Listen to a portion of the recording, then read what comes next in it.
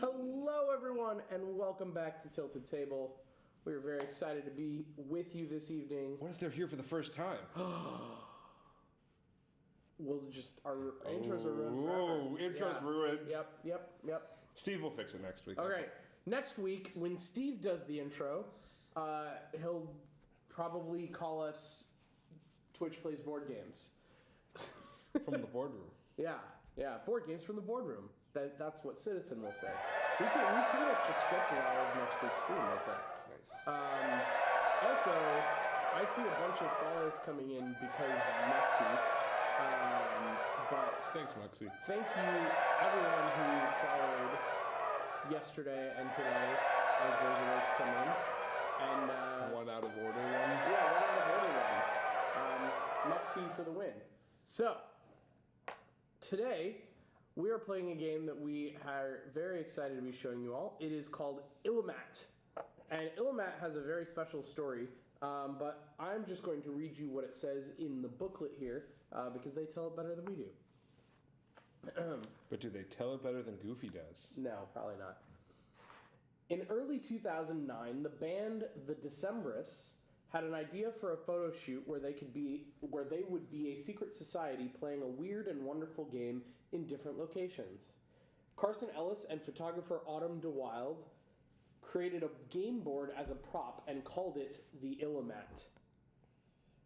The band, having played many board games on the road during their downtime between soundcheck and show, decided to try and make this strange game board without a board game into a real, living, breathing game. Chris Funk from the band approached us at Together Studios to see what we could do.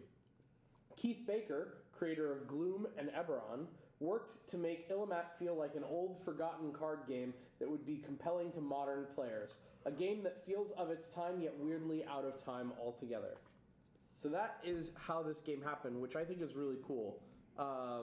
You basically just had a band that was like, we love playing board games. Let's make a weird board for the photo shoot, which is where this mat came from. And then they decided to make an actual game out of it. It was pretty sweet. So let's jump into the game really quick.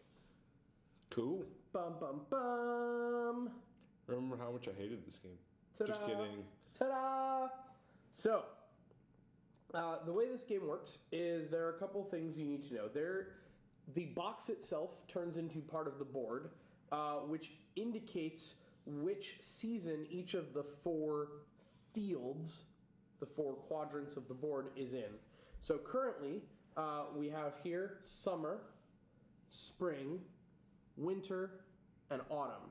However, the orientation of this box can change, which will cause the seasons to change. And each of those seasons have different effects on what you can do. So each of us have started with 4 cards in our hand, and each of the fields have started with 3 cards and a face-down luminary, which we'll come back to. On your turn, as you guys can see in the reference card below, you can play 1 card from your hand into 1 field and then perform 1 of 3 actions. First thing you can do is sow. When you sow a card, you just discard it into that field. That's it, nothing else happens. If you harvest, you collect cards that match the value of your card. Every card in that field that is the same value of the card that you played out of your hand comes out of the field along with the card you played, and you get to keep them and score them. So, for example, if I had a 4, I could play it to this field right here in summer, and I would pick up this 4 along with the 4 I played, and I would take both of them and put them in my pile. Okay. The third thing you can do is stockpile.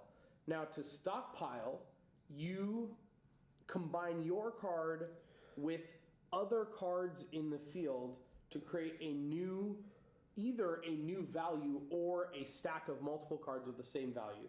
So going back to the previous example, if I had a 4 in my hand and I played that 4 to this field, I could stack the 2 4s and make a stack of 4s, which still has the value 4, which later I could harvest with another 4 and get the whole stack. So the other way you can do that is you can combine cards to make a new value. So let's say I had this 3 in my hand, and I wanted to stockpile it into here. I could take the 2, the 3, and the 4, and make a new value, which is 9. 9.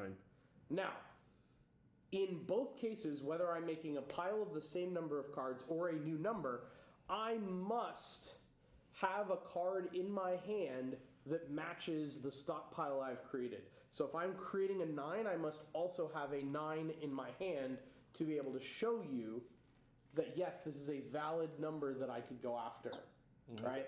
If I were to create a pile of 4s, I would play a 4 out of my hand to create a pile of 4s, and then I would still have to have another 4 in my hand to show you. And the way that you indicate the difference between these is if you were to make a pile of the same number, you turn the bottom ones sideways to indicate that there is still just the value of 4. If you are making a stockpile of a new value, you stack them like this so that we can add them together. Make sense? Yep. Great. Once you have taken one of those 3 actions, you draw back up to 4 cards, and that's the end of your turn. However, this is where the box and its seasons come into play. First of all, 3 of the seasons have a thing that you cannot do. If we are in autumn, which is currently over here, you cannot use the sow action. You cannot just discard cards into autumn. If we are in spring, you cannot use the stockpile option. So there's no stockpile in spring. And if we are in winter, all of your crops have died and you cannot harvest. Make sense? Yep. All right. Now, how does the orientation of this box change? Well, the face cards, as it were, of the deck are all suited, and anytime you play any face card, it changes the orientation of the box to match the current card that you just played. So, for example, if I were to play the King of Winter into what is currently spring, we would rotate the box such that winter was facing that field. Now, it does not matter which of the 3 actions you took. So even if I played the King of Winter as like a harvest and it didn't actually end up in that field at the end of my turn, you would still rotate the box to orient accordingly. This can then, of course, change what actions people can do in certain fields, which is part of the strategy. Now, what are these luminaries and how do they come into play? If you ever clear a field entirely, so there are no cards in it, we will reveal a luminary by turning it face up. While that luminary is in play, it will have an effect, a unique effect that we will look up in the book that will affect the game in some fashion. It may just affect that field, it may affect all of us, it may affect what you can do or how the actions work. If we clear the field a second time, you pick up the face-up luminary and it becomes yours, and you score it. Each time you clear a field, you can claim one of these tokens. I forget what they actually call them. Totems, I think. Every time you clear a field, you can claim a totem, and the totems are also worth points. I want to double check that I got that correct. I believe there's something else that has to do with grabbing the... Sorry, they're called Ocus tokens.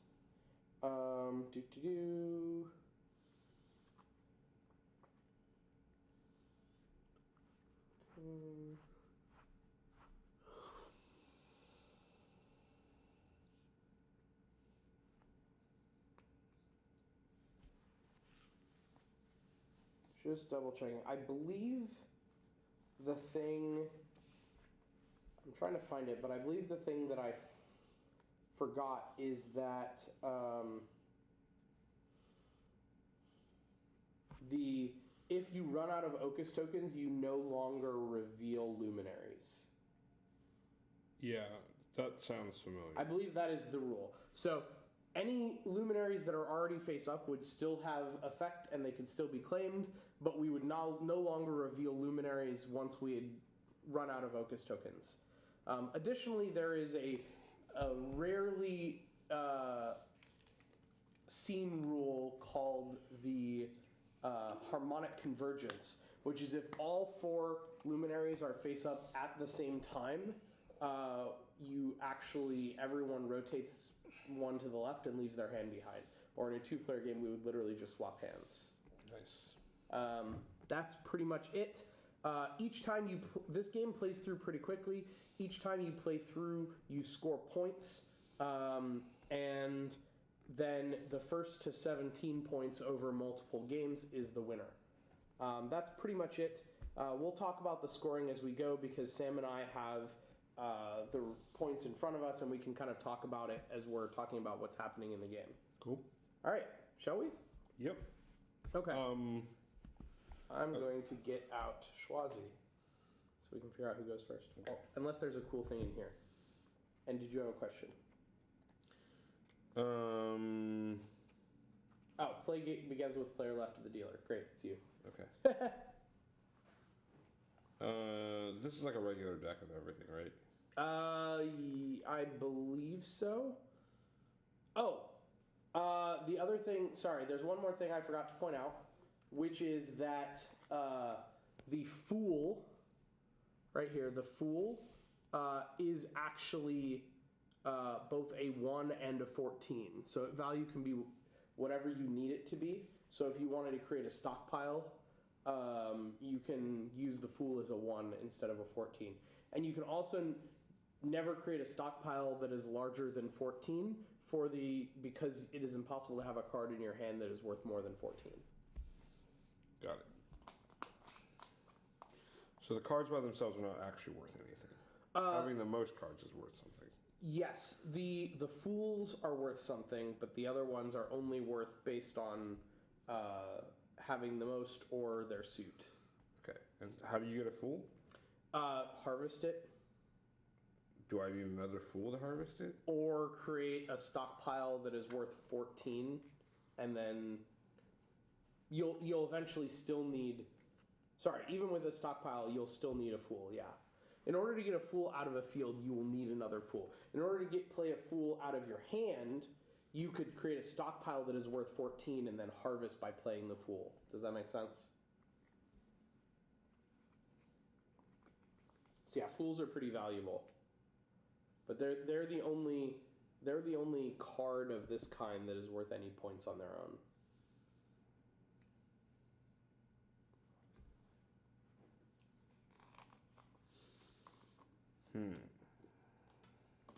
The TLDR for strategy is you want to get the most cards because you get points for having the most cards. You also want to get the most summer suit, but you also want to not have the most winter suit because that is worth negative points. So what is discard again? So it just means you play it into the field. You can have as many cards in the field as you want. You just add more cards to the field. Okay, so I think I'm going to stockpile Okay. this. Okay, so do you have another 2 in your hand? Wait, no. Sorry, you have to have whatever stockpile you create, you have to have a card in your hand after you create it. Regardless of how you create that stockpile. Yep. So for example, let's say you have a 2 and a 4 in your hand. You could create a 4 here and then show with your 2 adding to the other 2 and then show me a 4 in your hand, right? Okay. Does that make sense? Yeah, so how does harvesting work? Harvesting means if you have a card that matches any other card or stockpile on the board, you can claim all that match it within a single field. Okay. So going back to my earlier example, if you were to stockpile this to make a 4 and you had a 4, then you could actually claim this 4 and the stockpile all with a single turn. Got it. I guess I'll just harvest this. Great. Yep. And then you just draw back up to 4 cards, and that's the end of your turn.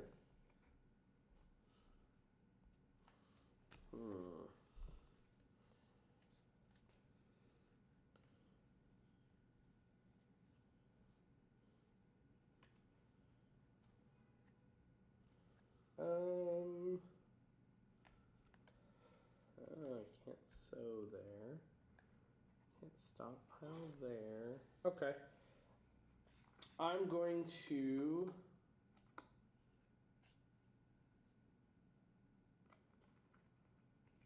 I'm just going to go ahead and harvest by playing my King of Autumn to harvest the King of Autumn and the King of Summer. That then rotates the box this way such that Autumn is here. Got it. So we cannot sow here, you cannot harvest here, you cannot stockpile here. And Summer, you can do everything because Summer is glorious and wondrous. Okay. Well, I don't know how all of this works, so I'm going to stockpile here. Okay. Then I Okay. do that.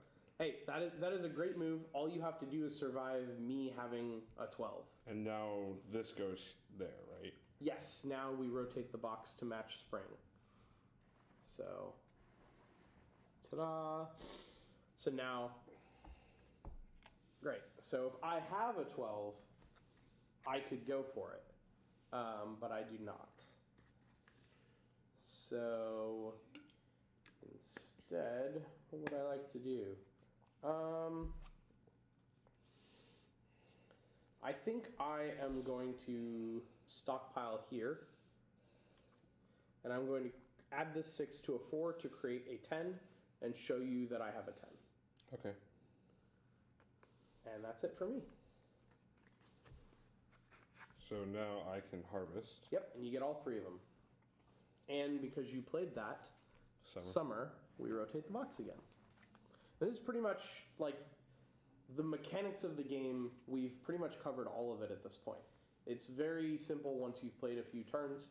The depth of strategy is what comes into like figuring out how to play it over a long time. Man, okay. What we'll do? I'm going to go ahead and I don't want to leave these, so I'm going to harvest this fool with this other fool, and that rotates the box towards winter. Unfortunately, it means I have a winter card now, but it was worth it to get 2 points.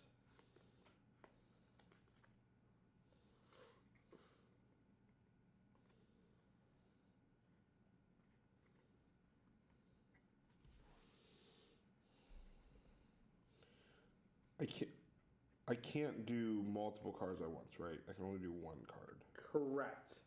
If you want to stockpile, 1 card must come out of your hand, the rest have to come from the field. And only from the same field that you're playing into. Got it. I believe there is a luminary power that allows you to do what you're asking, but the basic rules, it's always just 1 card from your hand. Okay.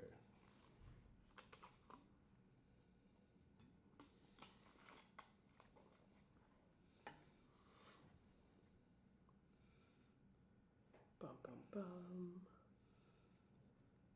I guess I will discard. Okay.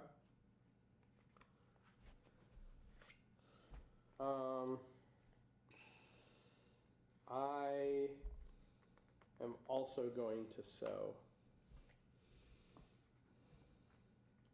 Interesting.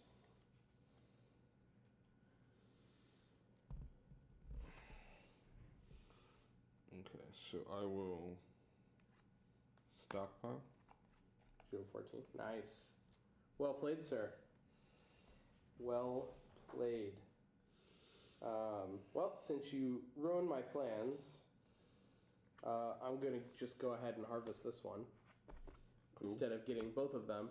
So, for those of you who are trying to figure out what I was trying to do, I played another 10 so that hopefully I could harvest and get the 10 and the 10 I'd stockpiled. But Sam was onto my trick. I saw right through that one. Yep. And he's got a fool, so he's ready to go. Try to get those points. Oh yeah, I forgot to draw a card. That's fine.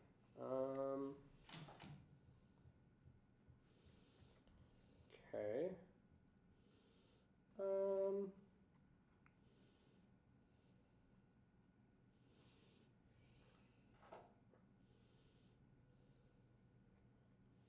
I too shall sow into this field.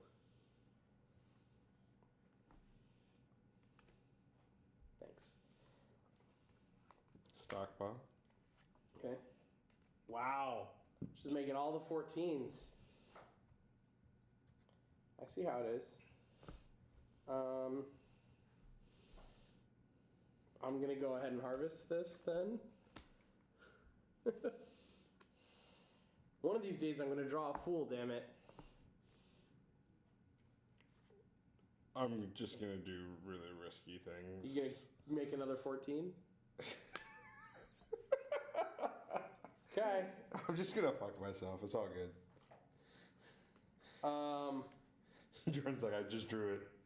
Sucks to be you. Actually, what sucks to be you is... Oh, sorry. We have to rotate. Oh, yeah. What sucks to be you is that you just made it winter, so you can't harvest in that field. Yeah, I know. Okay. Oh, yeah. I know. Okay. Just making sure you know.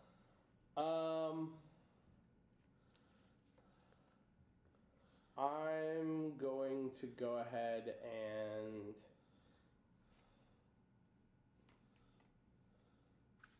I'm going to sow a 6 into that field as well. Because that doesn't change the seasons. Sucker. Yeah, that's going to be big once somebody can go for it. Got a stockpile there. 11.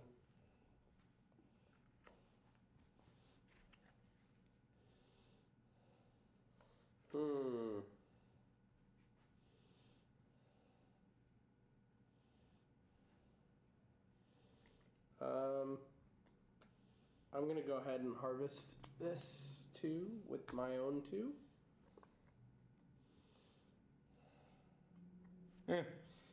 What's the worst thing I can do? Lose? All right, what season was that? Spring. All right, we have now changed the seasons, conveniently enough. I don't like that so much. So, oh yeah, sorry. You should probably know how a round ends. Oh, God. I mean, we've got time. I'm just making sure that we have that correct. So, basically, we play until we have no cards in hand. Got it. So we exhaust the deck and we exhaust what's in our hand. Got it.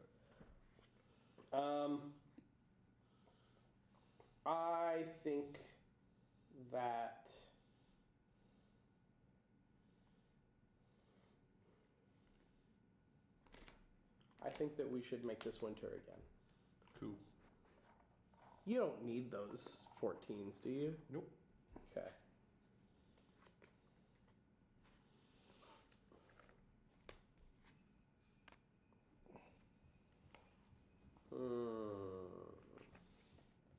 I'm going to go ahead and sow this 2. Stockpile. Another 14.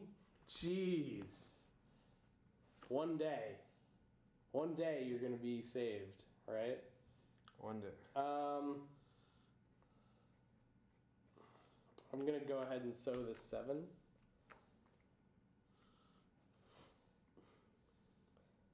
This winter is making it real interesting over here. We have this massive field that no one can harvest from that has 4 14s in it that Sam has just been stockpiling forever. For another 14 minutes. Oh my god! 5 14s in that field, y'all. We're all screwed. One of us has to pop it. Or we just run the deck out. Oh, we could just run the deck out. I'm going to go ahead and...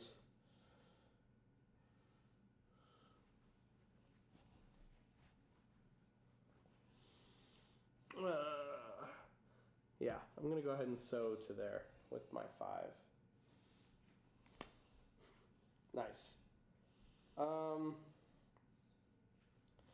I will harvest this 5.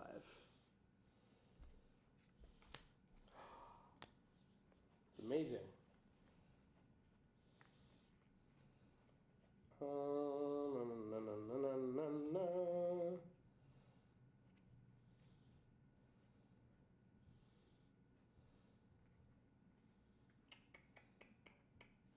I'm going to sow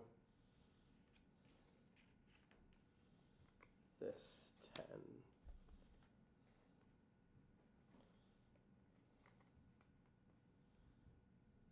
Not getting the cards I want right now. Me neither. I'm gonna sow this 6. You're making an 11. I'm going to sow this 8, and we're out of the deck, so we're just playing out what we got. Oh wait, you couldn't stockpile there, because it was spring. Please try again.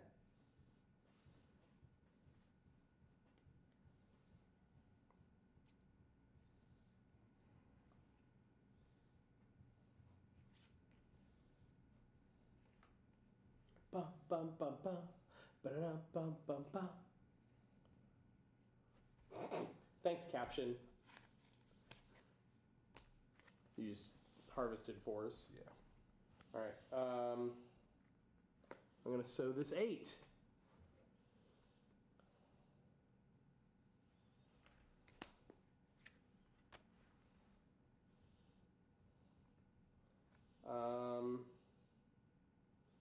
I'm gonna sow this 13.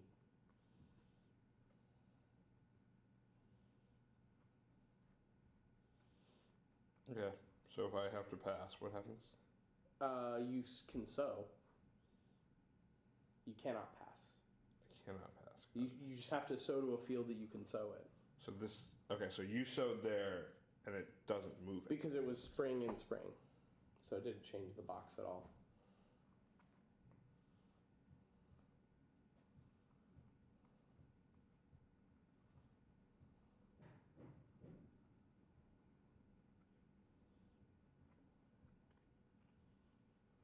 Ding, ding, ding, ding.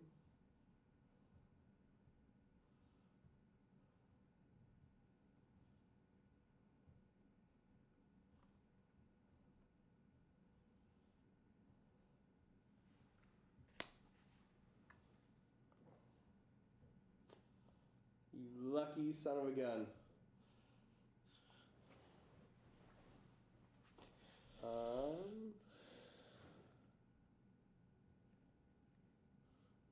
You know what?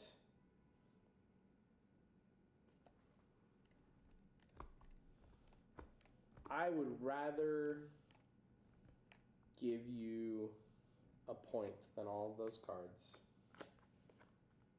I'm going to sow my Fool of Summer into summer so the box doesn't change. Yeah. You got real lucky because the only thing I had left was a Night of Autumn, which I could not sow into autumn. So instead, I'm going to go ahead and harvest your King of Summer, which changes the box. But then that means all of these cards stay where they are, and they're done. So we're good to go. Okay. So now, for scoring, we just need to, first of all, count how many cards we each have, and then how many summer and how many winter.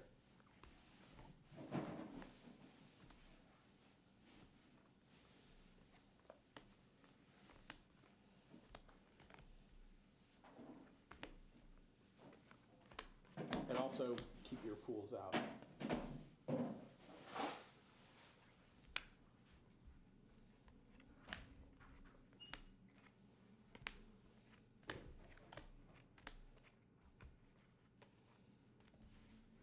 Okay. I think you have more cards than me because I only have 15. Yeah. This is 10. Yeah, okay. So, Sam, give yourself 4 points 16. because you have the bumper crop. Okay.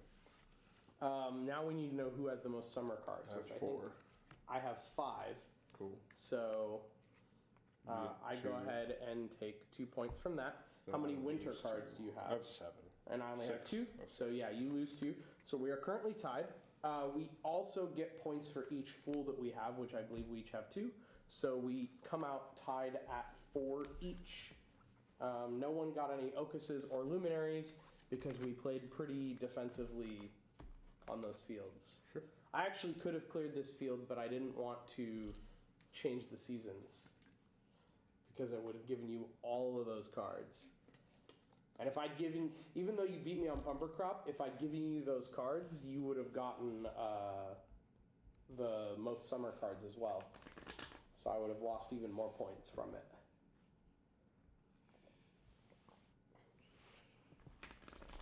Bum bum. Yeah. All right. Since we didn't see any of the luminaries, we can just leave them where they were. That seems fine. Cool. And we'll just set the game up again. Pretty even first round. All right, so 1, 2, 3. So we deal 3 cards to each field.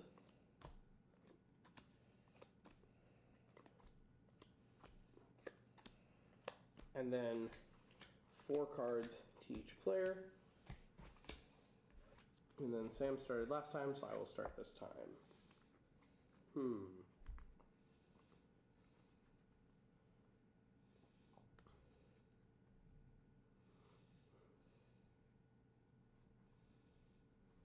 Okay. I am going to stockpile a 3 with the Fool to make a 4 and show you my 4. Cool. And you're probably like, oh, I have a 4. I have a 4. No, I don't. That happens sometimes. In a bigger game with more players, it definitely happens. Stockpiling is hard. Are you streaming? Yes. Yeah. You can come say hi to the streams. I'm just carrying a bunch of whiskey glasses. I like whiskey glasses. Hi, stream.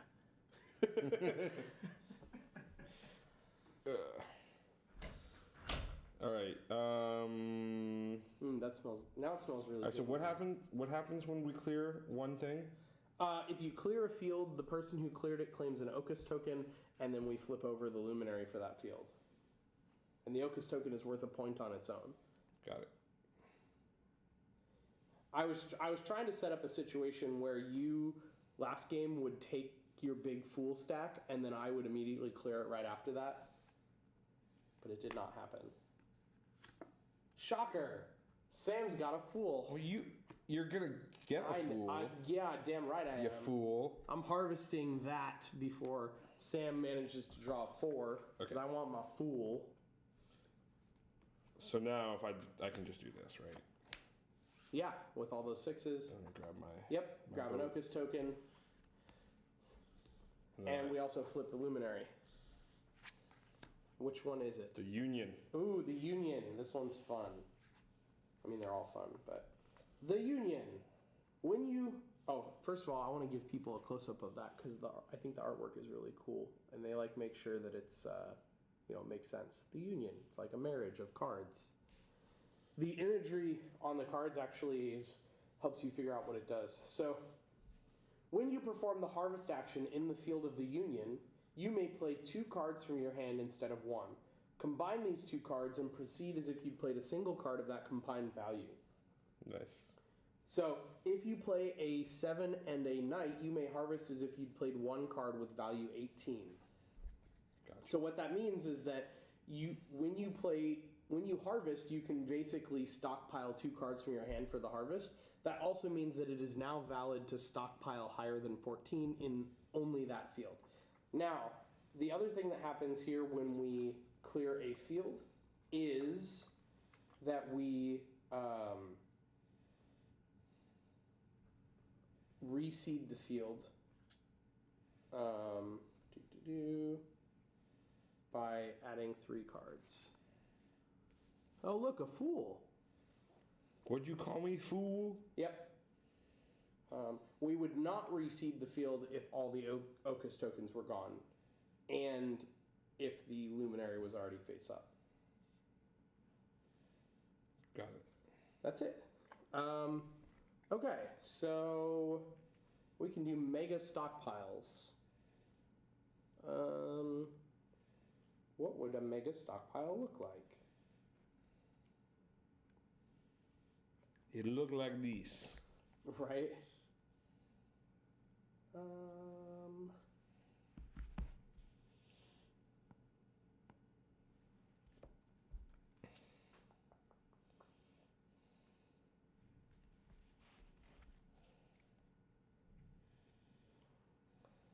Trying to do head math and see if I can make this work.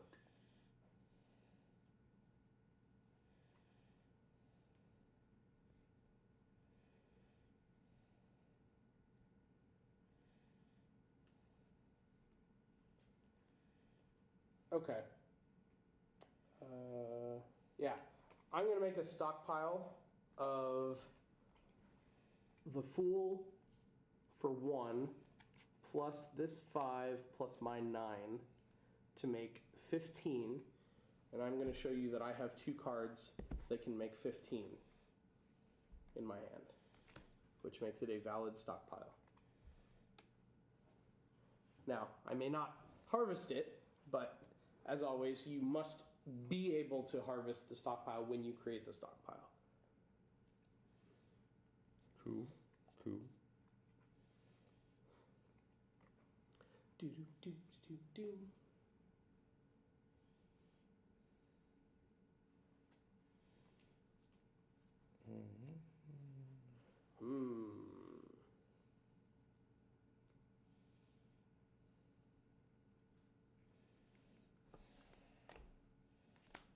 Just gonna grab this night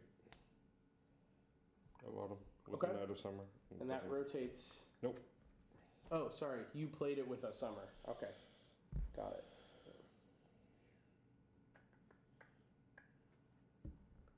All right. And I'm going to go ahead and do the thing that I said I was going to do, which is use this 15 to harvest that 15 so I can get that nice Fool. I also played a Queen of Summer, which rotates the box. Cool.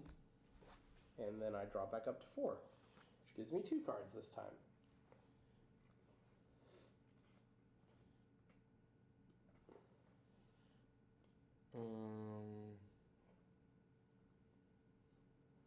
I'm just gonna grab this.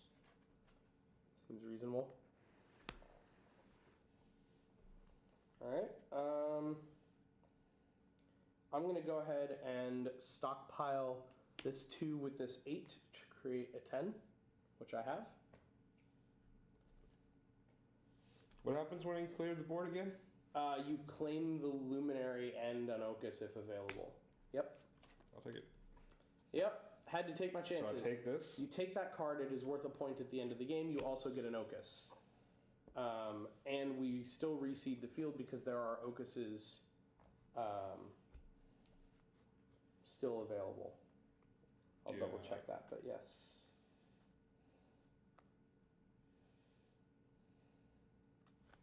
Yes. Okay, so we reseed the field. Bum, bum, bum. That is unfortunate for me.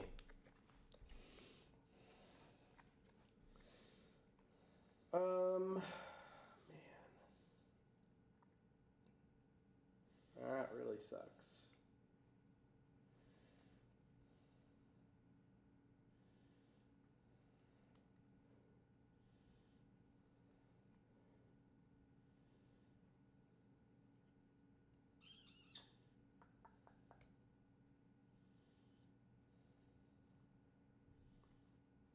All right.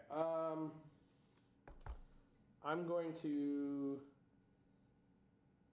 stockpile this 11 with this 9 to create a 20 and show you that I have a 20 in my hand. Wait, I'm so confused. Oh wait, sorry, I can't do that. My bad. My brain was like, I can do it everywhere now. Now we can't do it at all because you already claimed it. Okay, okay, Sorry, yeah, no. I was just like, what did totally, I miss? No, I just totally inadvertently cheated. As usual. Hacks. Rigged. Now, you know, I'm going to sew this 10 here. Cool. Bum bum ba da bum bum ba da. I'm gonna stockpile this. To make a 9. Okay.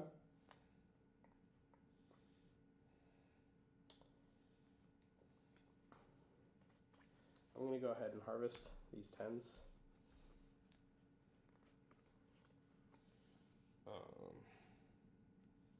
Gonna stockpile here. Wow. Look at you being all fancy. I'm a fool, damn it.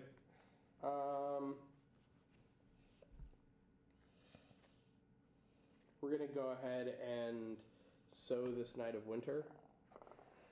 Change the seasons. Nice. Had to be done. Nice. I'm gonna stockpile here. How dare you? Oh, so you're making a 14? Yeah. Hmm. I'd have to do the other thing if I was doing the other Yep. thing, right? Yeah, okay, cool. Welp.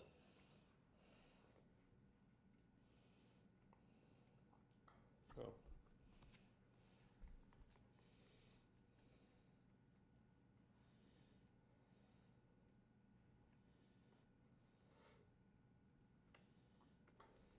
I'm going to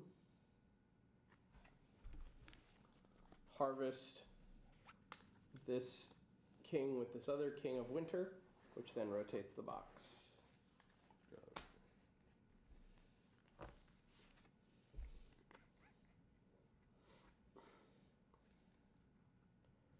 Bum, bum, bum.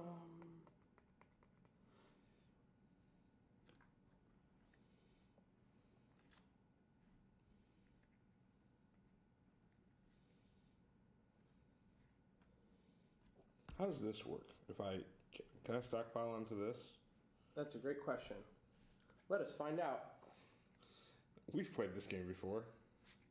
Definitely.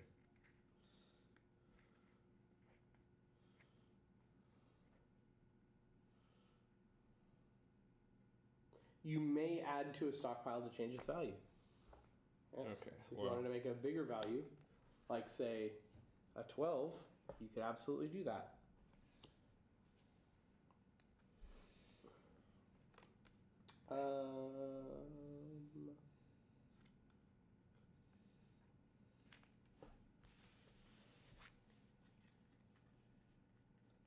I'm going to go ahead and sow this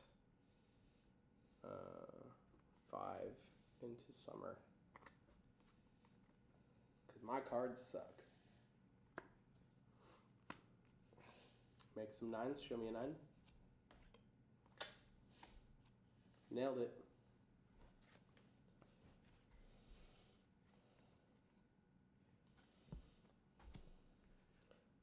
I need to see if I can add to the value of that stockpile. Guessing you can, right? I would assume so, that it is just like 2 9s that are a 9, and then you can make it a... Oh, and make it a what? I'm just talking about making it a new number. Bum, bum. Okay. I'm guessing you can't make it a new number. That would be super OP. You can either... Wait.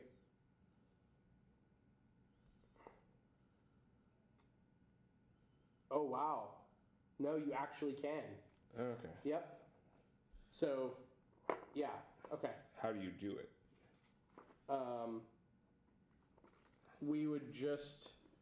We'll just indicate that by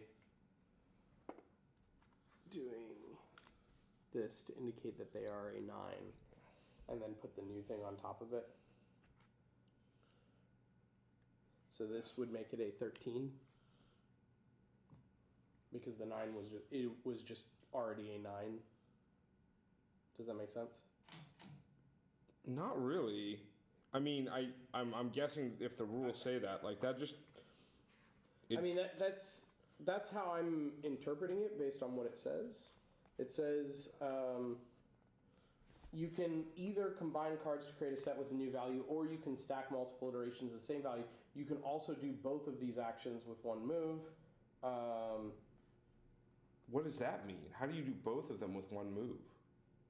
I guess you could. Oh, I see. Okay, so it's saying something different than what I'm saying. It's saying, like, let's say you wanted to. Oh, this is really interesting. So let's say that I wanted to create a. Here, I'm going to undo this for a sec. Let's say that I have 2 10s in my hand. Yeah.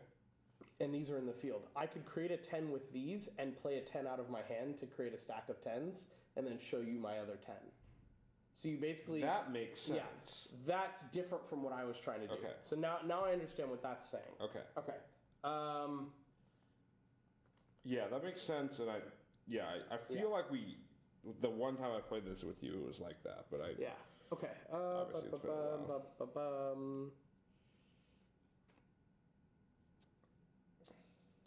I'm just trying to figure out what I can do. You know what? We're going to stockpile these to make a 7 and show a 7. Cool.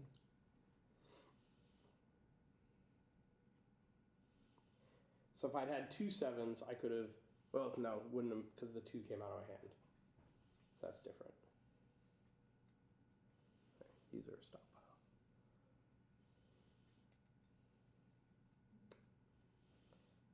Yeah, this is the very strategic portion of the game where we're trying to figure out how to finish off the deck with a lot of points. Sam's kicking my ass, by the way. He's card sharking me, confirmed. I'm gonna just harvest this. Okay, was that spring? Yeah. Okay, so nothing changes.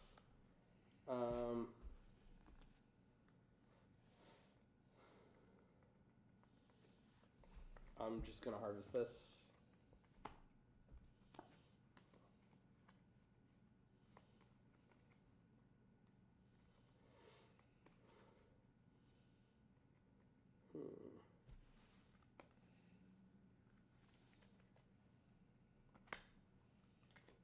Making a 12.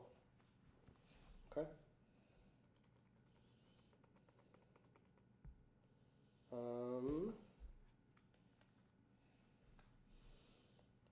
I'm gonna go ahead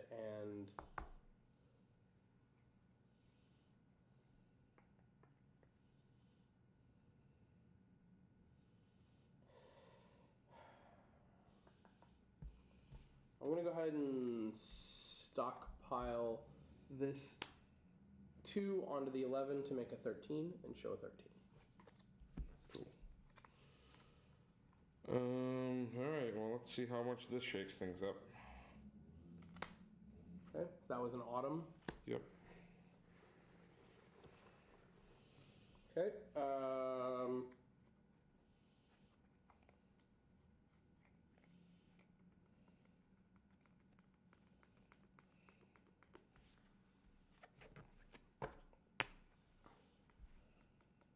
I'm gonna sow this here.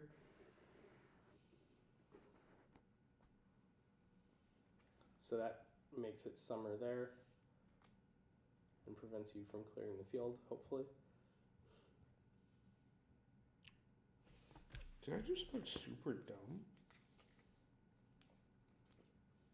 I did. I did something super dumb. Oh? Yeah, I forgot that, like, I was saving the 9 I had for this. Oh. I was like, oh, now that I can do that, I can just get this 9. But you can't. Not quite. That's unfortunate. I guess I'll just take the king. Okay. What season was that? It was spring. Okay. So that just moves it back to where it was. Great. Oh, hi, pup time. How's it going, pup time? Man, I wish we had the union in play. I'm just gonna... You've pretty much got me, so I'm just gonna sow that 4. My cards really suck.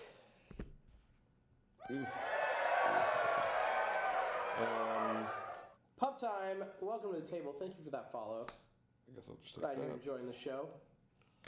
Which What means season was that? That was spring. Spring. So Sam changes the seasons once again, claims an Ocus token, and reveals the Changeling.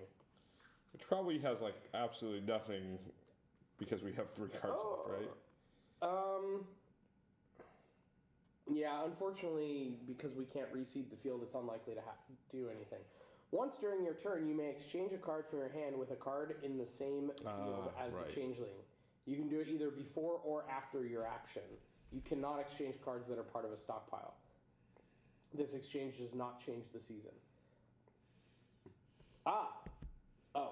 And if one of us were to claim the Changeling,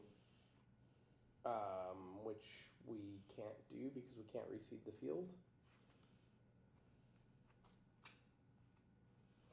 That seems weird.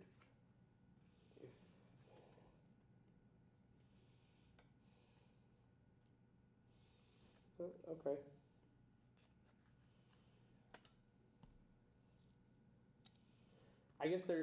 There's no way to claim this unless someone sows to it and then harvests. That's fine. If you were to claim it, you would also be able to exchange 2 other cards from anywhere on the board when you claim it. But that seems unlikely, unless one of us sows to it and the other one happens to have the card they need. Yep.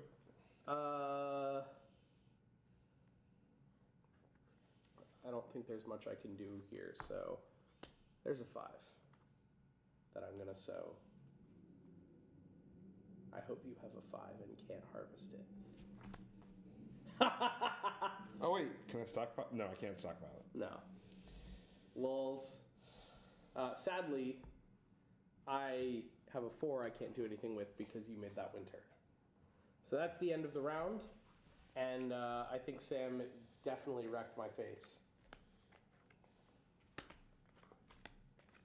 I think I also may have the most winter this time, which is bad. Yeah, I think there's a good chance of that.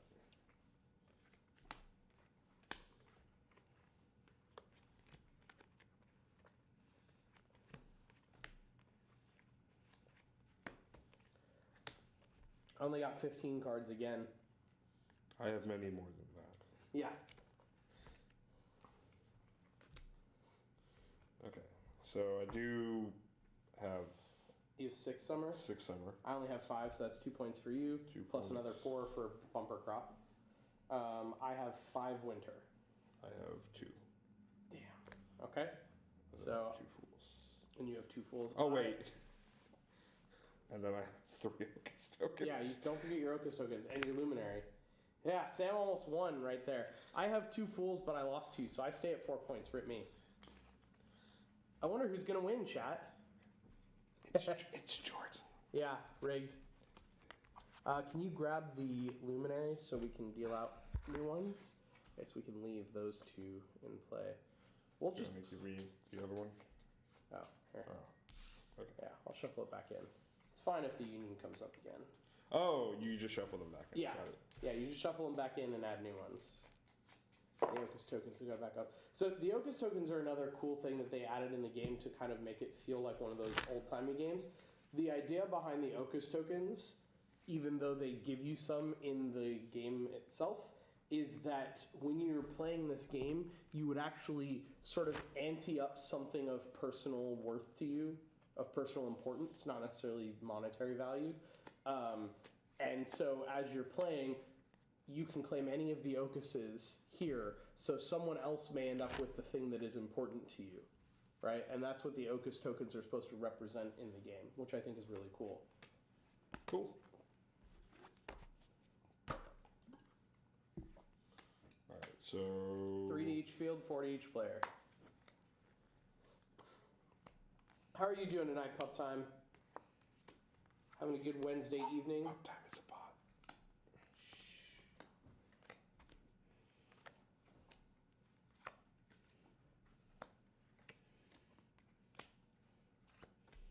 Now Pop Time's gonna yell at me and be like, I'm not a bot. Ooh. Yeah, pretty much. Deal me a fool, Sam. I ain't no fool. I saw you pawn that fool into your hand. Alright. Redeal if the bottom card is a fool. Okay. Well, maybe we should let chat tell us. They're not going to tell us. Quiet, They're Pop lame. Jab. Okay. That's not a fool. Just shuffle it back. Okay. in. Well, that makes things interesting. I go first. Yeah, you do go first. He's going to pick... If you get a fool, we redeal. If you have a fool in your hand, we redeal. So it's just like, and fool. And harvest all the points. All right. I'm just going to make the riskiest play I can make. You make more, I'm going to make the riskiest play I can make. making it 12. Take it. Do it. Do it. Do it. No, it's fine. I am going to make a 6 out of the other fool. Nice.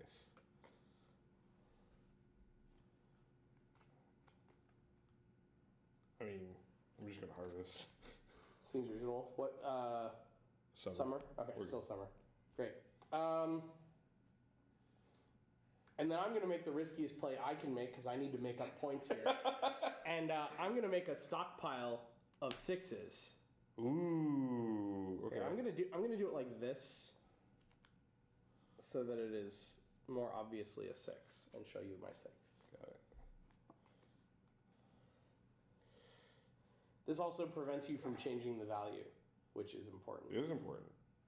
I'm going to harvest this. Nice. I'm not going to keep making risky plays, and I'm going to harvest this before it's too late. Cool.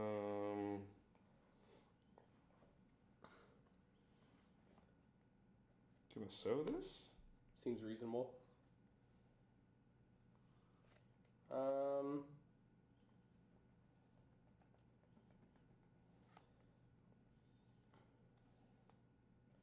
I am going to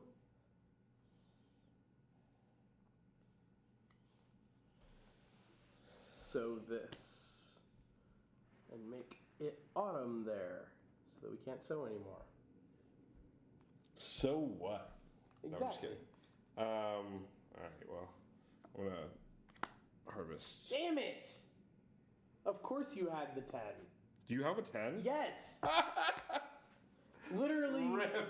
literally, there was only one other 10. Yeah, You were there's literally holding it in one your other hand. 10. Wow. That sucks. Wow. Dude, that sucks. Okay.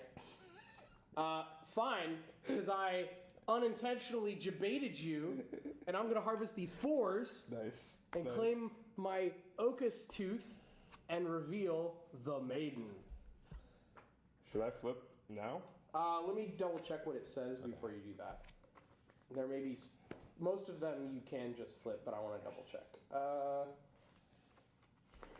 The maiden.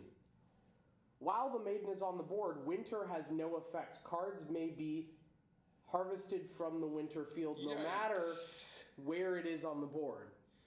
So the maiden just cancels winter, as indicated by this beautiful card art that shows you winter in a cage. That's kind of cool. So yeah, you can reseed the field now. Okay, cool. Oh, look, a fool. Wait, that's both fools. That's lulz. Wow. That's super interesting. Yeah, super interesting. Okay. Okay, so explain again how rules work. What do you mean? So I can't. Oh, we can't stockpile into there. Okay, but Yes. if we could stockpile in there, could we stockpile both of them at once? Yeah. Or no, we can't. Yeah. So, okay, let's say, for example, you had 2 4s in your hand. Yeah. You could stockpile all of these into a 4, add your 4 to it to make a set of 4s, and then reveal your other 4. Does that make sense? You can use as many cards from the field as you want. Okay, but it's only one card from your hand. Correct.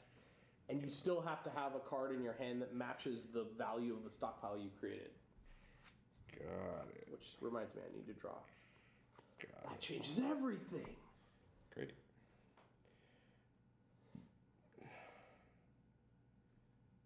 Okay, so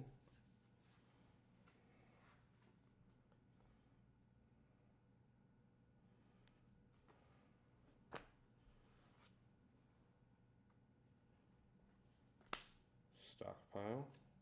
13. Nice. I'm going to not do what I thought I was going to do. Good call. Good call.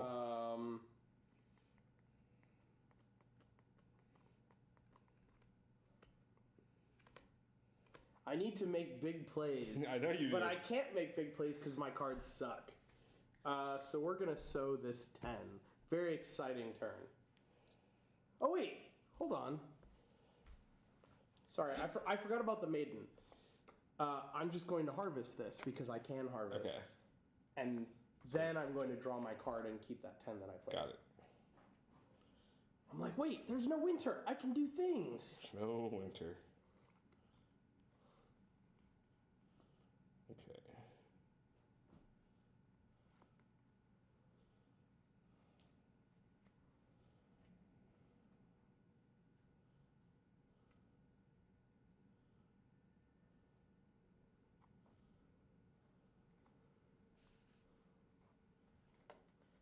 There was much thinking and strategizing in Sam's head. All right, let's just see how it goes. You're making this spring? Yep. Great. Here's what we're going to do. Yep, I knew it was going to happen. Might as well wait. Because we can, I believe this works. You can correct me if I'm wrong, and I'm happy to do the half sure. measure. But what I'm going to do here is I'm going to stockpile this into a 3 and this into a 3 to make 2 3s. So I've played a card from my hand. Okay. I have done both types of stockpile actions and created 2 3s and showed a 3. Okay. And then you're going to play the 3 out of your hand and claim them all. Yeah. I had to go for it. It was literally the only shot I had. You want to check if that's legal? I mean, it doesn't say it's not. It just the question was just whether or not I could do 2 of the same stockpile action because it says you can do both in a turn. But yeah, that feels more felt reasonable. right. Yeah. You also get this and this, so you have you're gonna lap me around the corner. Nice. And then we do reseed the field. Hey, nice. So that sucked for me. I had to go for it though. There was literally there's a 3 on the table, and I had a 3 in my hand. Yeah, I was really curious what you were gonna do, and I actually wasn't counting on the 3. Yeah. I was just thinking you would just play a value that I didn't have. Right. Well, and I was hoping to play a value you didn't have, but I was trying to do it in a way that would give me all of them. Yeah. Because then I would have gotten, that was a 4-point turn right there. You got 2 fools and the maiden and an Ocus token. Yeah. So I had to go for that Yeah. because I need so many points. I was thinking you were gonna try to stockpile both, or I don't know. Right. That was the other option.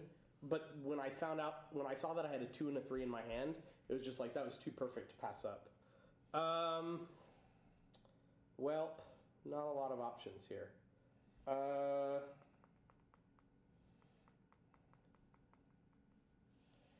I guess I'm going to harvest these 3s. Cool. Yep. Claim your Ocus and reveal the next luminary. I'm getting wrecked. The rake. All right. Wow. Once during your turn, you must sow 1 card into the field containing the rake. You may do this at any point during your turn, either before or after you play. This ignores restrictions of season, and sowing a face card will still change the season. When you claim the rake, each player must give you 1 summer card from their harvest pile if they have one. Interesting. This is a really cool luminary in a 3 or 4 player game because you get a ton of cards there, and you get a ton of summer cards for managing to clear all of those cards out.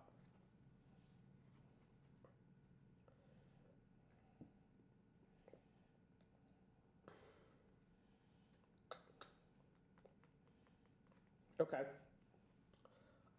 Because I must sow a card to the rake, I'm going to sow this 5.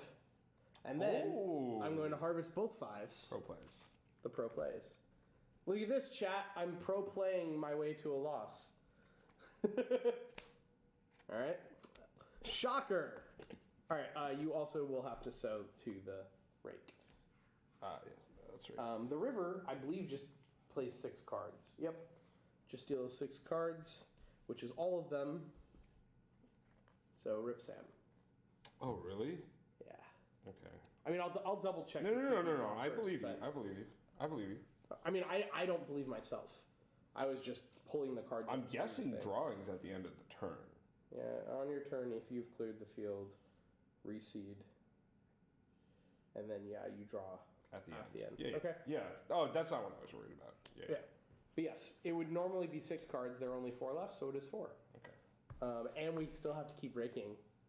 Cool. What things can we do? Well, the maiden's gone, so winter's back in play. Rip us.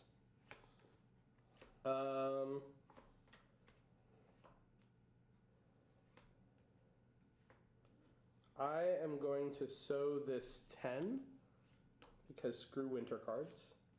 And then I'm going to harvest these 9s. Nice. I'm gonna harvest 2s, so 4.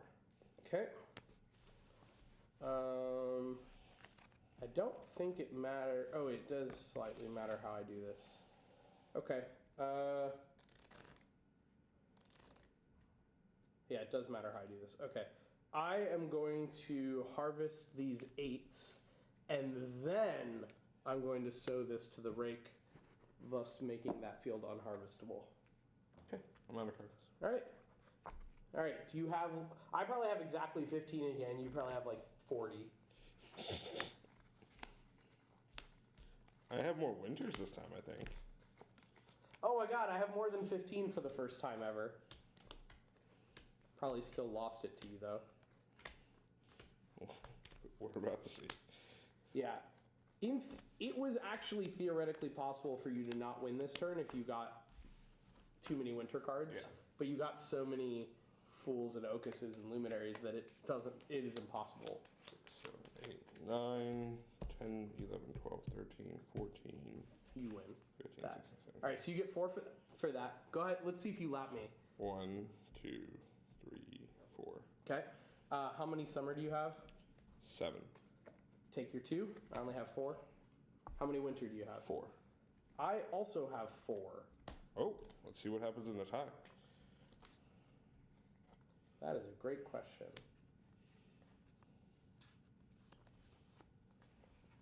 Scoring. Where's the scoring?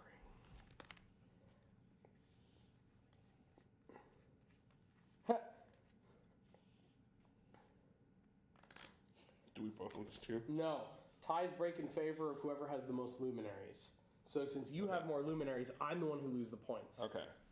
So I had a negative 2 points that turn. Wait, I got an Ocus. Negative 1 point that turn. Wait, Okay. I got a Fool. Net 0 again. Okay. 3 fools. A luminary. A luminary. 3 Ocus.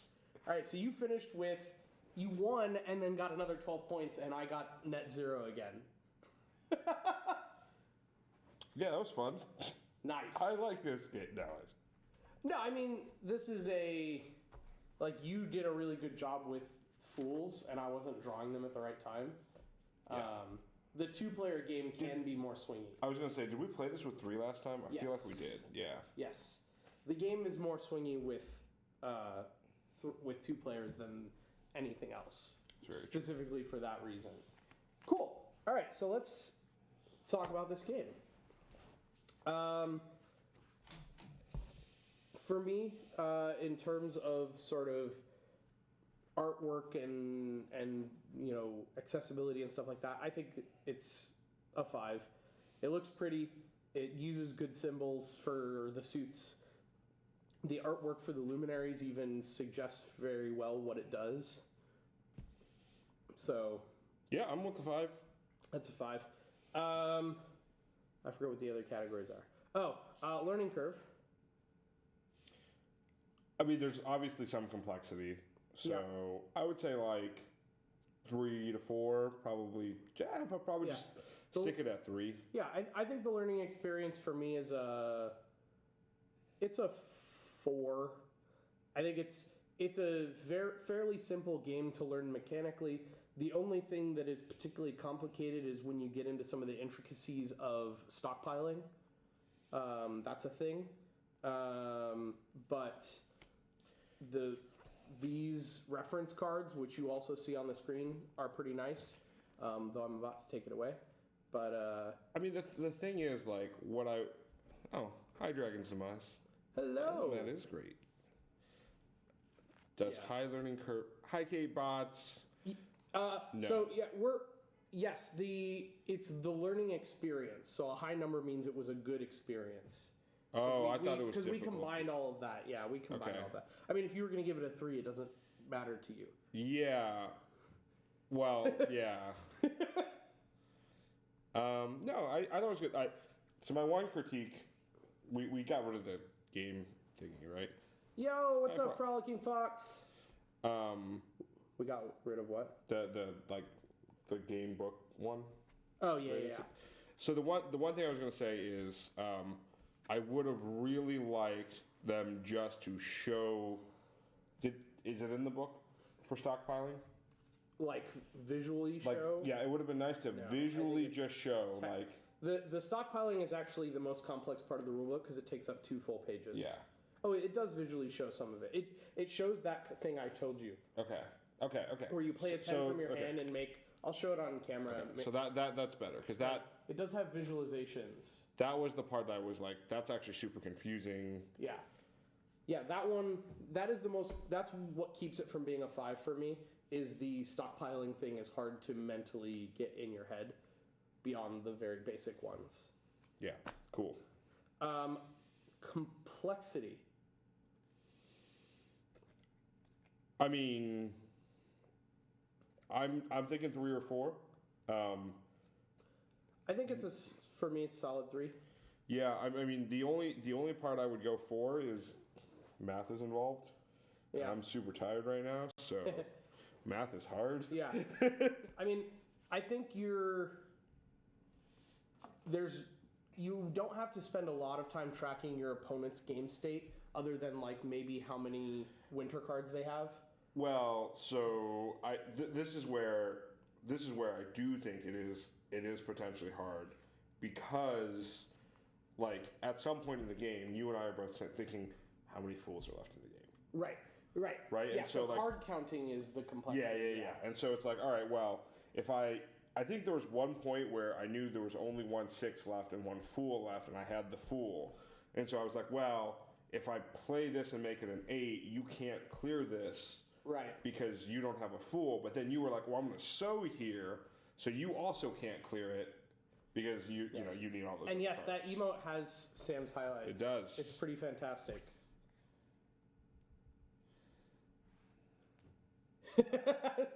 Ha! I used more of them than you. Take that, Sam.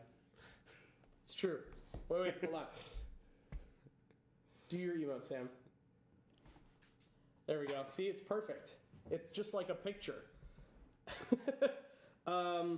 Depth of strategy. I mean, I think it's pretty. Depth and breadth. Whatever. I think it's pretty good. I think recalling back to when we played with 3 players, there seems to be a little bit more there. And I don't recall all of the luminaries because I think that also has a good play component to it. Yes. So I would probably say probably getting to the 4 range because there are definite situations where you were like, if you're really trying to intensely play it, where it's perfectly legitimate for you to sit there and just think. Yeah. So I agree. I think with 2 players it's a 3, but as you get to 3 and 4 players it becomes a 4 because of you're always thinking about like what's this, where do the fields need to be? Can I block someone's play? Is someone going to block my play? How can I get this fool? How can I make a safe stockpile how can I set up to clear a field so I can get an Ocus token or a Luminary? There's a lot, and then strategizing like, do I just harvest things? Do I try and create stockpiles so I can get bigger harvests all at once? How do I strategize around not getting the cards I want while not getting winter cards? Sometimes you have to take winter cards to get other objectives, right? And so it's like balancing that is a lot of strategic depth, which I really enjoy. I think with 3 or 4, it's definitely a 4 player. It's definitely a 4 on that. Okay, so overall, from a scale of 1 to 5, how excited are you to play this game again or have it come out with a game group, that sort of thing? I think I gotta go with a 3. I don't want to dip down to 2. I felt a lot of apprehension when we pulled out this game tonight because I do remember the last time we played and I just felt really like demoralized playing it. Yeah. So I think it's a 3. I think it's just the comfort level of the. I think it's 3 because it's maybe more dependent for me what my friend group is, right? Yep. Like if they're just cool, casually play this, and it's kind of like an interesting thing, that seems more appealing. I don't typically like to get super stressed out. I am not a good card counter, so like when we play games like Acquire, right. I've played with friends who are brothers and been playing Acquire for like their entire life, and so like I cannot keep track of who has what stock, and they're just doing it in their head. So I could easily see if I was playing with people who were card counters or who like were very, very familiar poker players, this might really suck. Right. Yeah, I agree. I think I'm a 3 in that, I'm not going to rush to pull it off of the shelf, but if someone else suggests it, I'm always going to say yes. And the difference maker here is that if I have the right people and I want to play a classic feeling card game, the one thing this game does do is thematically it nails feeling like a classic card game while being a very recently released modern card game. It nails that across the board, but if I'm in the mood for a classic card game and I have the right people for it, I'm going to pick Euchre. Yeah, 100%. But if I don't have Euchre players and I have people who want to play that style of game, I'll go to this. So for me, it's a 3, definitely. Yeah, we should just play Euchre. Yeah, but you need 4 people who don't suck at Euchre. Oh, the Euchre games we've played. Yes. Maybe we should just have a Euchre stream. We should just have... Where people just let us sit there, not table talking, and not seeing any of our cards for 3 hours. Frolicking Fox is like, pick me! Hey, about you suck at Euchre. At least you know what Euchre is. It's true. I'm impressed. So the basic story of Jordan and I playing Euchre, we usually play on other teams. Yes. And Jordan essentially adopts my strategy, which is aggressively call, right? And it works. He aggressively calls because he knows I'm going to aggressively call, and if he does it before me, it usually works out. Which is just proof that the strategy works. Yeah. My strategy in Euchre is call before Sam gets a chance to. And then Sam sits there being all sulky because he was all the time. I was like, I have it. And he's like, Jordan, why'd you call on this? And then I make it. Yeah. Long story short, I call when I shouldn't and make it. And that's what Jordan does. Yeah. I can tell when Sam is going to call when he shouldn't, and then I call him beforehand. I mean, to be honest, I think that is the pro strategy at Euchre. Yeah. Is like when you know someone else is going to call, you know the distribution of cards like might not be optimal if you call something against them. Right. So like they've got good cards, you think they're going to call, you call the anti. I also just think like if you play only the safe hands, you're not going to get enough good hands to win. Yeah. So you have to have a partner you can trust to support you in crazy calls, which is why you need 4 people that know how to play the game, or else it gets wonky. Because I've played some games of Euchre where my partner like didn't understand crazy calling or aggressive calling, and then they were just sitting there mad at me the whole time. Yeah, and then they play more defensively than they should. Right. And then, yeah. I imagine it would not be fun for beginner players to play against you and me on the team. Yeah. I have, every once in a while, I have tried playing bridge with my mom, and we cannot be partners. Because this is more of a thing in bridge than in euchre, but especially with her experience playing bridge, there are like mathematically 0 out of 10 mic cable. I mean, she can hear us. I'm guessing you're saying that there's noise being generated when the mic cable gets touched. Oh, did you just touch it or Oh, something? no, well, I mean, it did now. Okay. Oh, you just don't like it? Oh, because it's on the camera. Oh. Okay. Yeah, that's Sam's fault, by the way. There we go. Yeah, nailed it. Yep, nailed it. Yeah. Perfect. That's 8 out of 10 bag placement. Oh, it's nickel-plated brass. Fair enough. True. But yeah, we always have this problem where in my mom's mind in bridge, you don't make aggressive calls. You work out mathematically what the correct call is, and if you don't have it, you pass. Right? You bid to what you have exactly, so that your partner knows exactly what you have, and then you pass. But coming from euchre, I am willing to make aggressive calls because I know how to play my hand to make them work. And so it frustrates my mom to no end, and we can't play bridge on the same team because she expects like a very rigid regimen of communication via calls. And I'm used to the way we play euchre where the communication is still there, but you have to have the expectation of what the communication means. So yeah. Anyways. How much is that cable, K-Bots? I'm going to look it up. This was Illimat. Boom. Made by Keith Baker. Originally created because of the Decemberists, which I think is just how many board games do you know that exist because of a band? That's pretty awesome in itself. But it is also a really fun game that I really enjoy. My friends have the like deluxe version of this, which has like more luminaries and cooler extra Ocus tokens and stuff, which is kind of nice. But yeah, that's the game. We do have a few things to talk about coming up.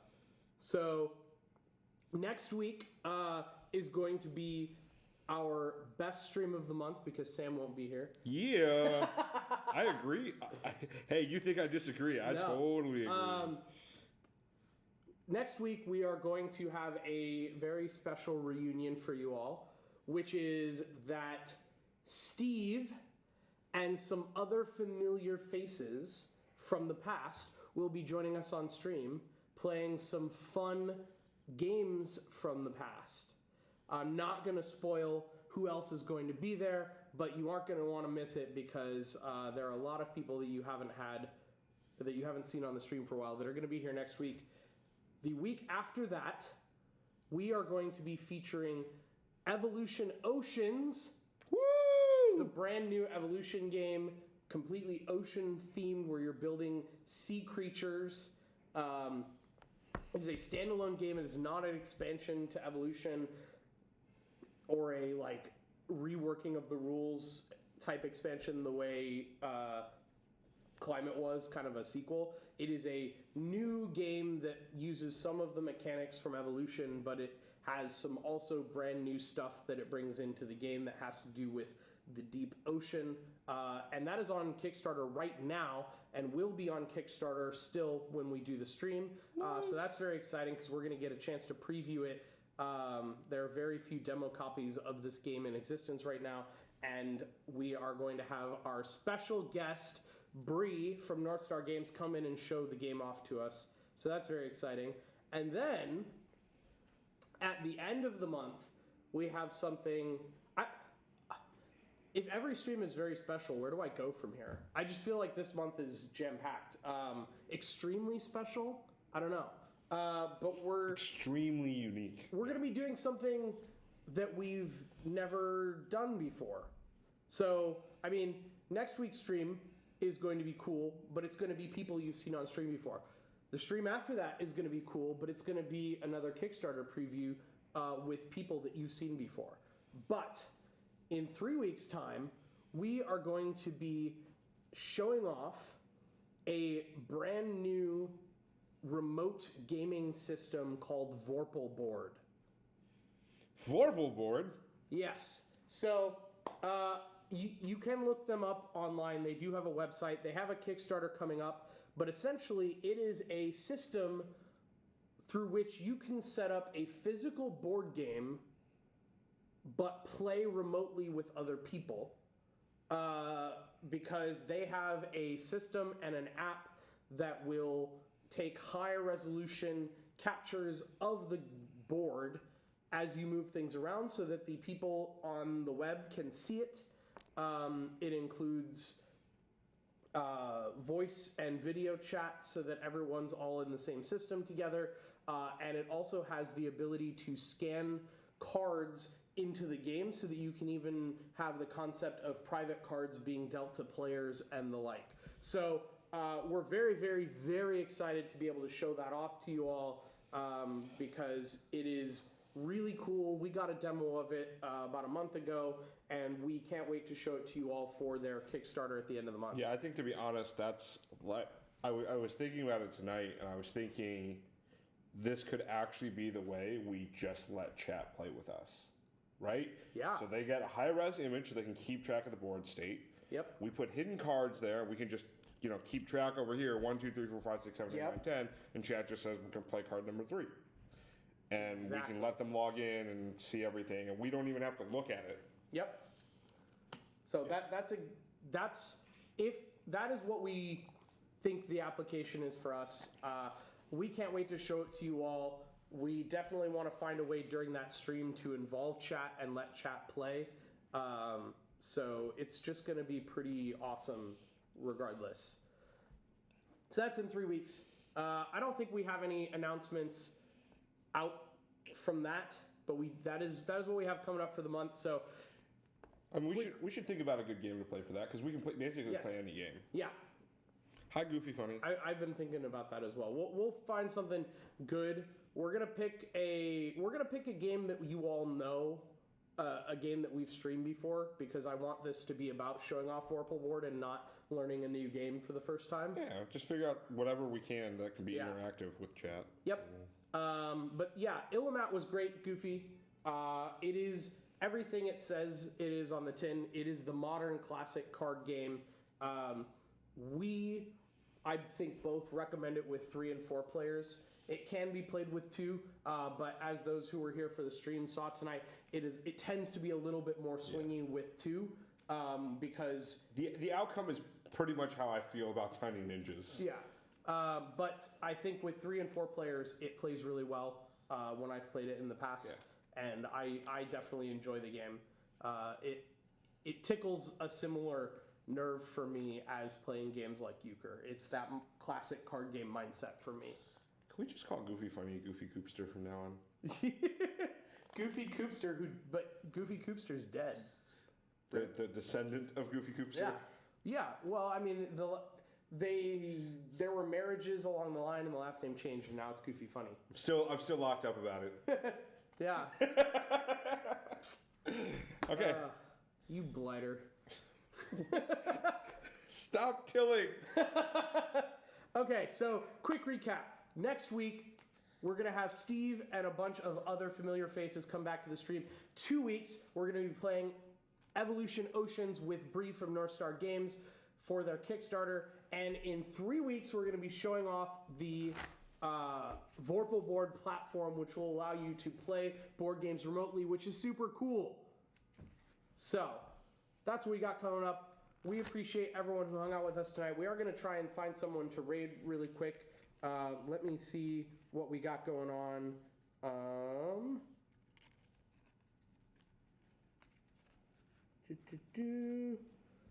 me see if this is...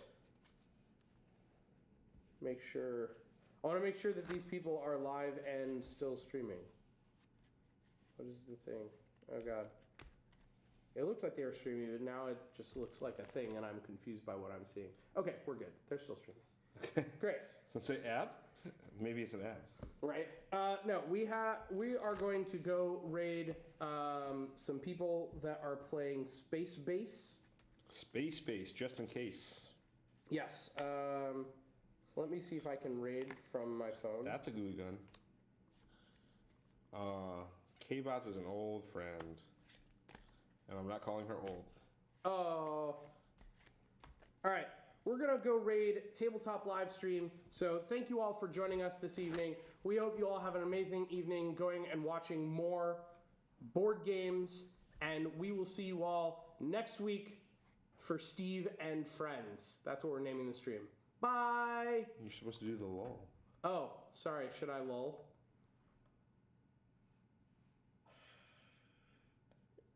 I can't see Damn it. it! You're there.